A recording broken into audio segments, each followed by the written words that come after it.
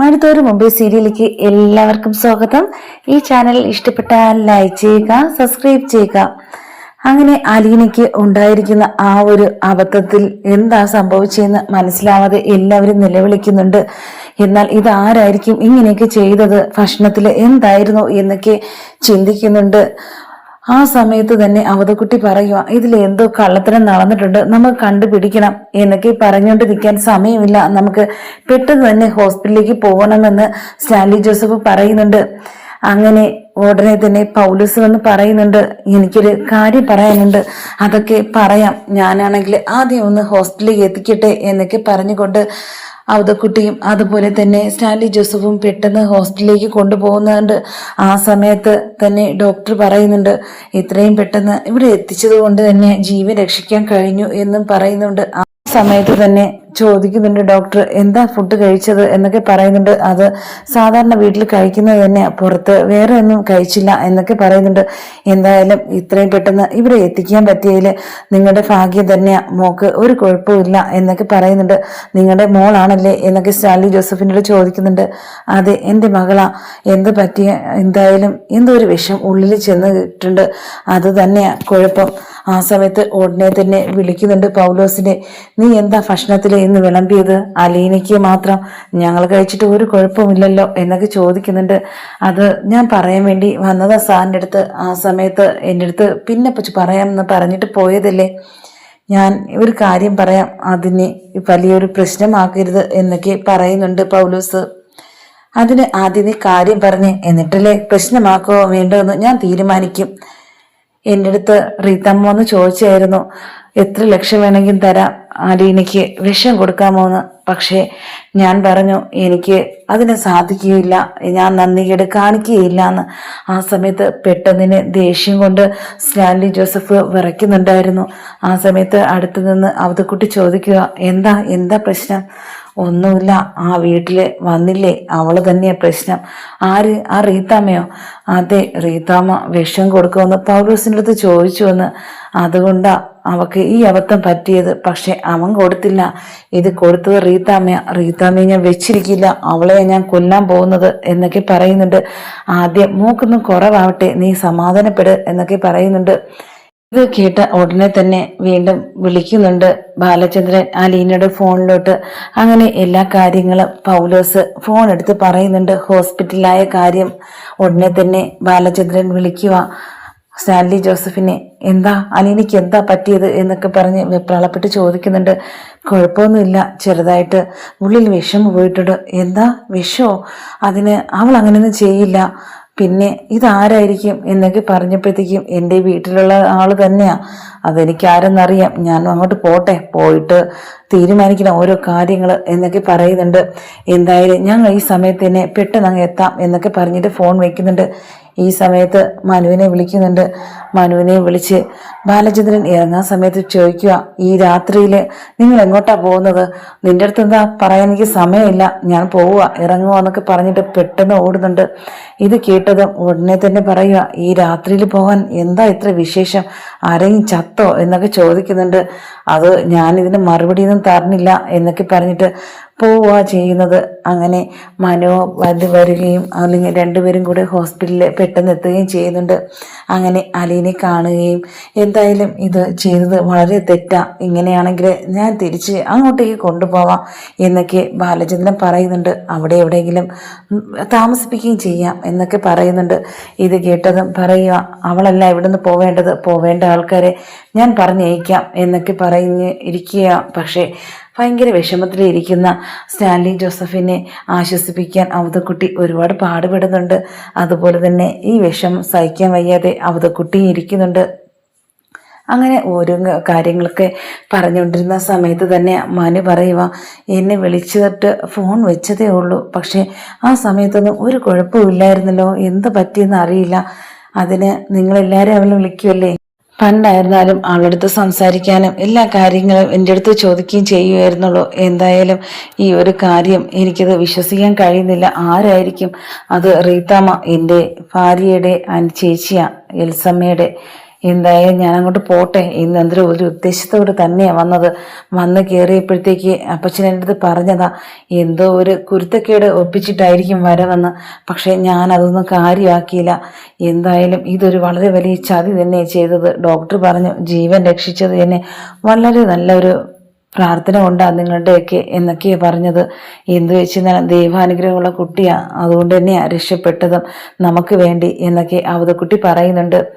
അങ്ങനെ Stanley Joseph പറയുക ഞാൻ ഇപ്പം തന്നെ വീട്ടിലോട്ട് പോയി നിങ്ങളെല്ലാവരും ഉണ്ടല്ലോ ഇപ്പം പോയിട്ട് വരാമെന്നൊക്കെ പറയുന്നുണ്ട്. എന്നാൽ നീ ഒറ്റയ്ക്ക് പോകണ്ട, നമുക്ക് ഒരുമിച്ച് തന്നെ പോവാം, പേടിക്കാനൊന്നുമില്ലല്ലോ അവക്ക് എന്നൊക്കെ പറഞ്ഞ് ആശ്വസിപ്പിക്കുന്നുണ്ട്. നീ വിഷമിക്കാതിരിക്കുക, എന്തായാലും നമുക്ക് തീരുമാനം എടുക്കാൻ ഇനി സമയമുണ്ട്.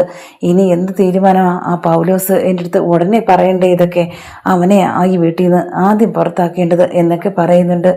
എന്തായാലും അവനെ പുറത്താക്കേണ്ട എന്താ കാര്യം, അവനല്ലേ ഈ സത്യമൊക്കെ പറഞ്ഞത് എന്നൊക്കെ അവതക്കുട്ടി പറയുന്നുണ്ട്.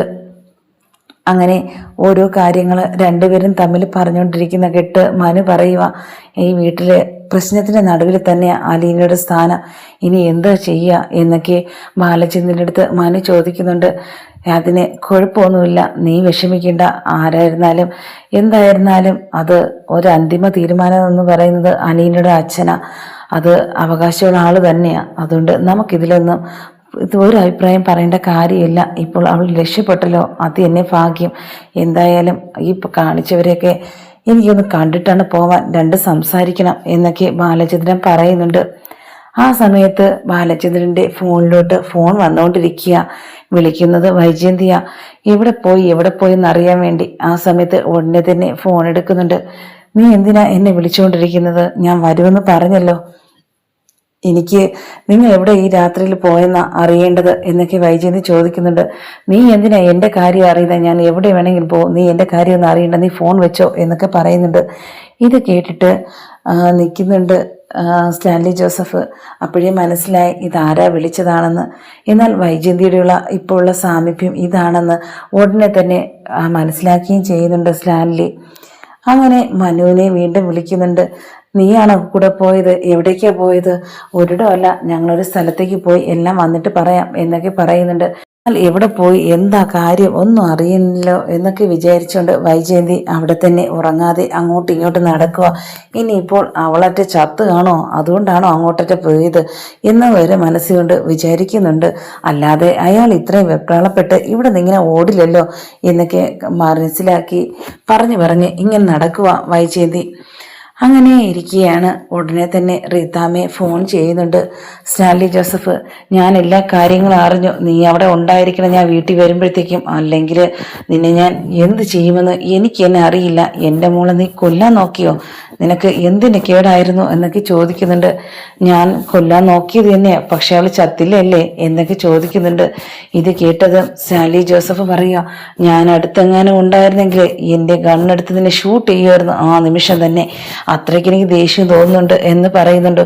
എവിടുന്ന് വന്ന ഒരാൾക്ക് വേണ്ടി, ഞങ്ങളെ കൊല്ലാൻ വേണ്ടി നിനക്ക് അത്രയ്ക്ക് ധൈര്യമാണോ എന്നൊക്കെ ചോദിക്കുന്നുണ്ട്. നിർത്തിക്കോണം, എവിടുന്ന് വന്നു എന്ന് പറഞ്ഞാൽ എൻ്റെ മോളെ അനാവശ്യം പറയില്ലെന്ന് ഞാൻ 100 തവണ പറഞ്ഞിട്ടുള്ളതാ. ഇനിയും എനിക്ക് കേൾക്കണ്ട. ഈ ഒരു ഗതിയാക്കി അവളിങ്ങനെ കിടത്തിയില്ലേ, അതിന് നിനക്ക് ഞാൻ വെച്ചിട്ടുണ്ട് എന്നൊക്കെ പറയുകയും ചെയ്യുന്നുണ്ട്.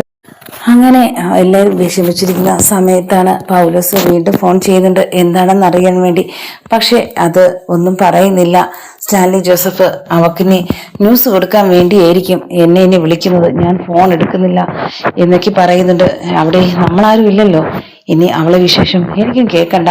അവിടെ നിന്ന് പോയോന്നറിയില്ല. നാളെ ഞാൻ അങ്ങോട്ട് വീട്ടിലേക്ക് പോകുന്ന സമയത്ത് അവളെ ഞാൻ എന്ത് ചെയ്യണമെന്ന് അറിയില്ല അപ്പച്ച എന്നൊക്കെ അവരുടെ കുട്ടിയുടെ അടുത്ത് പറയുന്നുണ്ട് സ്റ്റാൻലി ജോസഫ്. എന്തായാലും ഞങ്ങൾ കൂടെ അങ്ങോട്ടേക്ക് വരുന്നുണ്ട്, അവരെ കണ്ടിട്ട് ഞാനും പോകുന്നുള്ളൂ എന്നൊക്കെ മനുവും അതുപോലെ തന്നെ ബാലചന്ദ്രനും പറയുന്നുണ്ട്. എന്നാലും ഈ അവസ്ഥയിൽ നമ്മളിന്ന് പോകുന്നില്ല എന്ന് തന്നെ തീരുമാനിക്കുന്നുണ്ട്. അങ്ങനെ മനു പറയുക, എൻ്റെ ഫോണിലോട്ട് ആദ്യം വിളിച്ചുകൊണ്ടിരിക്കുക, ഫോൺ എടുക്കണ്ട, എന്തോന്നറിയാനാ, ഇവിടെ ഞാൻ പോയെന്ന് അറിയാൻ വേണ്ടി വിളിക്കുക. അവൾ എവിടെയെല്ലാം പോയി പണ്ട് എൻ്റെ അടുത്ത് എന്തെല്ലാം ചതി ചെയ്തവളാ. ഇന്നാണെങ്കിൽ എന്നെ ഞാൻ എവിടെ പോകുമെന്ന് അന്വേഷിക്കാൻ നടക്കുക, നീ ഫോൺ എടുക്കണ്ട എന്നൊക്കെ മനുവിൻ്റെ അടുത്ത് പറയുന്നുണ്ട്. അങ്ങനെ ബാലചന്ദ്രന്റെ ഈ വാക്കുകൾ കേട്ട ഉടനെ തന്നെ മനു പറയുക, എന്തായാലും വിഷമിക്കില്ലേ, കാര്യം പറയാം എന്നൊക്കെ പറഞ്ഞിട്ട് ഫോൺ എടുക്കുന്നുണ്ട്. അത് ഞങ്ങൾ ഹോസ്പിറ്റലിൽ ലിലിക്ക് സുഖമില്ല, അതുകൊണ്ട് ഞങ്ങൾ നോക്കി വന്നതാ. ഈ പാതിരാത്രിയിലോ, ഇതെന്താ അവക്ക് അത്രയ്ക്ക് സുഖമില്ലാത്തത് എന്നൊക്കെ ചോദിക്കുന്നുണ്ട്. അതെല്ലാം വന്നിട്ട് പറയാം എന്നൊക്കെ പറഞ്ഞിട്ട് ഫോൺ വെക്കുന്നുണ്ട്. എനിക്ക് അപ്പോഴേ മനസ്സിലായതാ അവക്ക് എന്തോ പ്രശ്നം കാണും, അതുകൊണ്ട് എന്നെ ഇവിടെ നിന്ന് ഓടിച്ചാടി പോയതെന്ന് എന്നൊക്കെ തനിയെ തന്നെ പറഞ്ഞുകൊണ്ട് നടക്കുന്നുണ്ട്. അങ്ങനെ വൈജയന്തി പറയുക, ശിവനെ വിളിച്ച്, ഈ രാത്രിയിൽ ഇവർ രണ്ടുപേരും പോയിരിക്കുക, മനുവും പോയി, നിങ്ങൾ വല്ലതും അറിയോ എന്നൊക്കെ ചോദിക്കുന്നുണ്ട്. അത് ഞങ്ങൾ അറിഞ്ഞു, നീ എന്തിനാ അതൊക്കെ അന്വേഷണം നടക്കുന്നേ, അവരാണെങ്കിൽ പോയിട്ട് വരുമല്ലോ, നിനക്കെന്താ ഇത്ര വെപ്രാളം? അല്ല, ഒരു വേലക്കാരിയെ നോക്കാൻ വേണ്ടി ഈ പാതിരാത്രി എവിടെയോ പോയിരിക്കുന്നുണ്ട്, അത് മാത്രമല്ല ഇന്ന് വരൂലെന്ന്. അത്രയ്ക്ക് എന്ത് ബന്ധമാ അവർ തമ്മിൽ, എനിക്ക് അറിഞ്ഞേ കൂടാ എന്നൊക്കെ പറയുന്നുണ്ട്. അത് നിനക്ക് അറിഞ്ഞൂടെങ്കിൽ വഴിയെ മനസ്സിലായിക്കോളും, ആ സമയത്ത് നീ ഇങ്ങനെ തന്നെ ഉണ്ടായിരുന്നാ മതി എന്നൊക്കെ പറയുന്നുണ്ട്. എന്തായാലും നിങ്ങളുടെ ഈ ഒരു ഇങ്ങനത്തുള്ള വാക്കുകൾ കേൾക്കുമ്പോഴാണ് എനിക്ക് സങ്കടം തോന്നുന്നത്. അത് നിങ്ങളിവിടെ പറയുമ്പോഴത്തേക്കും എൻ്റെ ആങ്ങളമാരെന്ന് പറഞ്ഞ് നടക്കാൻ നാണമില്ലല്ലോ നിങ്ങൾക്ക് എന്നൊക്കെ പറയുന്നുണ്ട്. എവിടെ കിടന്ന ഒരുത്തിക്ക് വേണ്ടി എല്ലാവരും സപ്പോർട്ട് പറയുന്നത്, അതും എനിക്ക് ഇഷ്ടപ്പെടാത്ത ഒരാളെക്കുറിച്ച് ഇനി ഞാനതൊന്നും കേൾക്കരുത് അവളെക്കുറിച്ച് എന്നൊക്കെ പറയുന്നുണ്ട്. പിന്നെ എന്തിനാണ് നീ ഇങ്ങോട്ട് ഫോൺ വിളിച്ചത് ഈ രാത്രിയിൽ? നീ ഫോൺ വയ്ക്ക്, അവരാണെങ്കിൽ പോയിട്ട് ഇങ്ങോട്ട് തന്നെ വരും എന്നൊക്കെ പറഞ്ഞ് ഫോൺ വയ്ക്കുന്നുണ്ട് ശിവൻ. മനു പോയിട്ടുണ്ടെങ്കിൽ ബാലചന്ദ്രൻ്റെ കൂടെ അല്ലേ അവർ വരും എന്നൊക്കെ വീണ്ടും പറയുന്നുണ്ട്. നീ ഫോൺ കട്ടാക്ക്, എന്നിട്ട് കിടന്ന് ഉറങ്ങാൻ നോക്ക്, നാളെ അവർ വരുമല്ലോ എന്നൊക്കെ പറഞ്ഞിട്ട് ഫോൺ വയ്ക്കുന്നുണ്ട്. അങ്ങനെ രാവിലെ ആയപ്പോഴത്തേക്കും പറയുന്നുണ്ട് ഡോക്ടർ, എന്ത് വെച്ച് കഴിഞ്ഞാലും ഇപ്പോൾ കൊണ്ടുപോകാം, കുഴപ്പമൊന്നുമില്ല എന്ന്.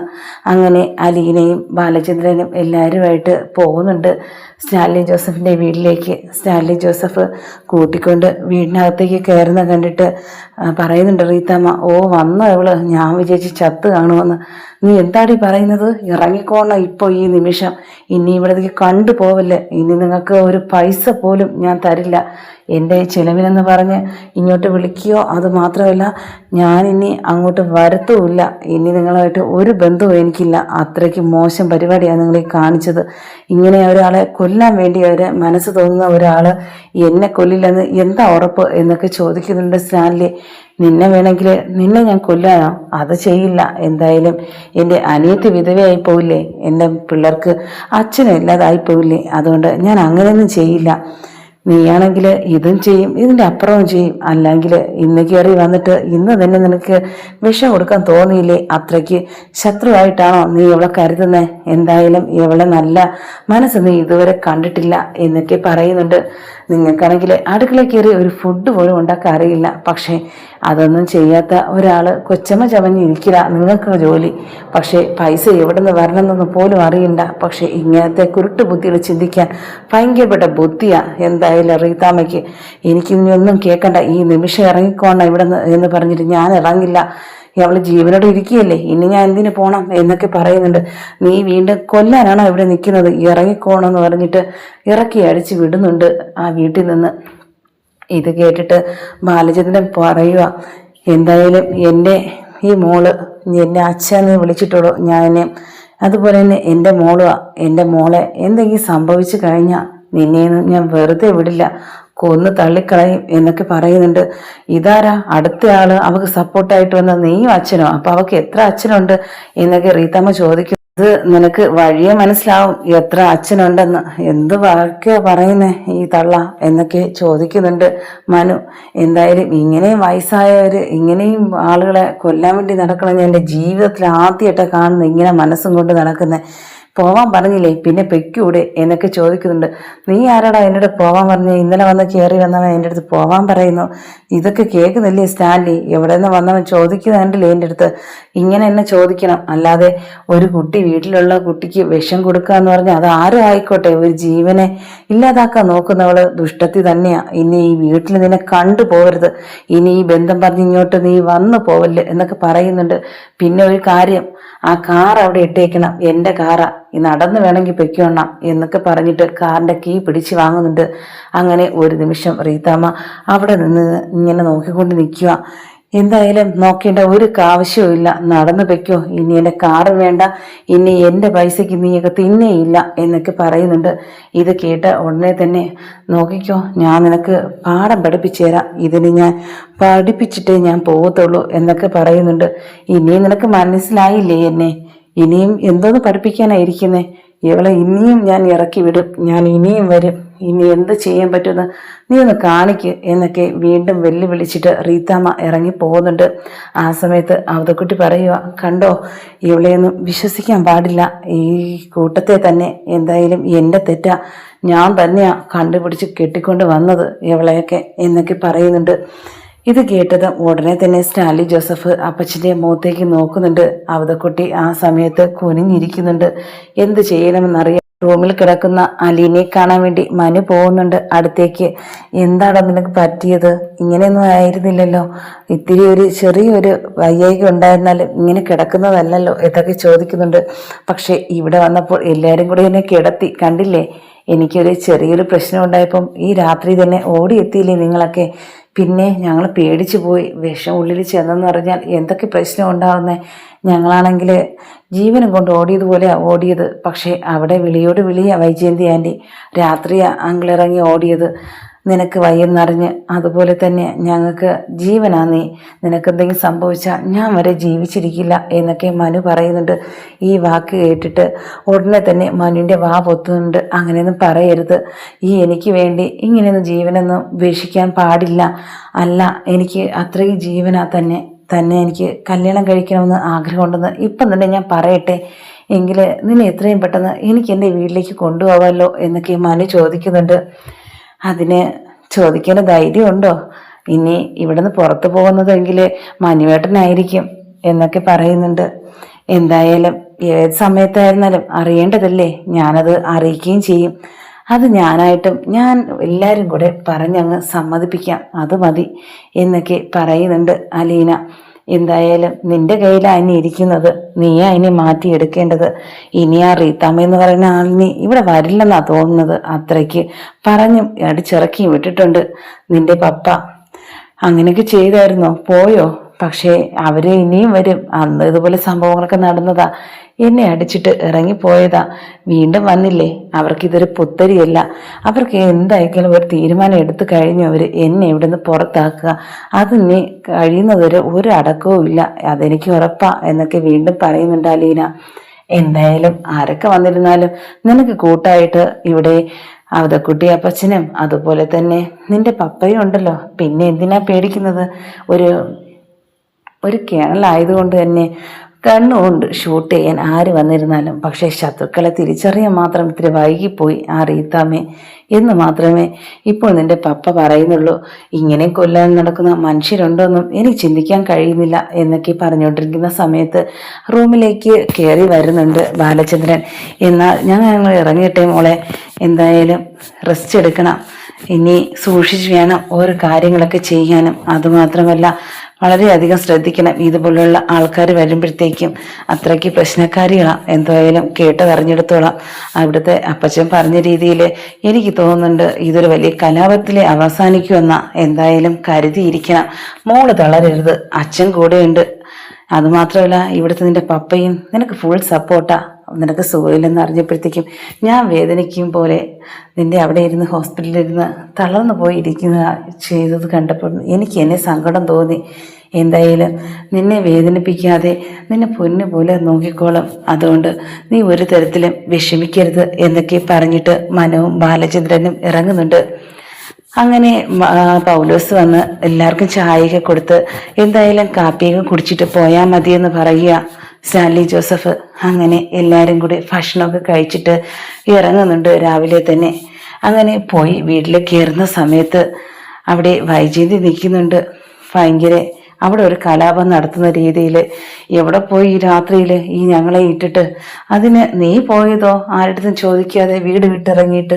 അതുകൊണ്ട് നിൻ്റെ അടുത്ത് എനിക്ക് സംസാരിക്കാനൊന്നുമില്ല, ഞാൻ പോട്ടെ, എനിക്കിത്തിരി വിശ്രമിക്കണം, രാത്രിയെ ഉറങ്ങിയില്ല എന്നൊക്കെ പറഞ്ഞിട്ട് ബാലചന്ദ്രൻ മുകളിലോട്ട് കയറി പോകുന്നുണ്ട്. എന്നാൽ ഇതൊക്കെ നോക്കിക്കൊണ്ട് നിന്നിട്ട് ദേഷ്യത്തിൽ കണ്ണ് ഉരുട്ടി പിടിച്ച് വൈജയന്തി നിൽക്കുന്നുണ്ട്.